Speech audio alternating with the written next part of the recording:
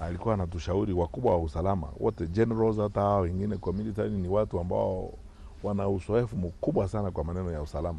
Tukikaa kwa room wanatushauri you can't shoot your way to stability. Huwezi kutumia risasi kusaidie. Kila wakati serikali lazima itafute mbinu za kutumia kuongea na wananchi. Sana sana mjadala, kuzungumza na wananchi, kutafuta viongozi wale ambao wanaheshimika na wananchi, kukaa chini kuongea nao, kubadilishana maoni. Wakati mwingine serikali inaweza kukubali, hapa tuko na shida kidogo lakini tunaomba msamaha ili nchi iwe na usalama wa kutosha. Sasa hofu niko nao ni hii, ama wasiwasi niko nao ni hii. Tukiendelea kufanya vile tunaendelea namna hii,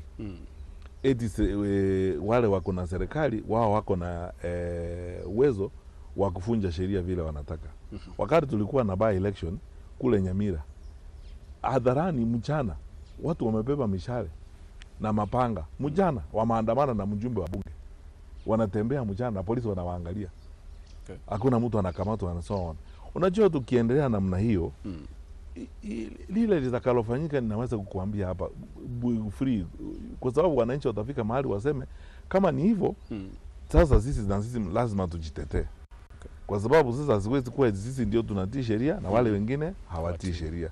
Ikifika hapo hatuna polisi wa kutosha wa kumanage nchi.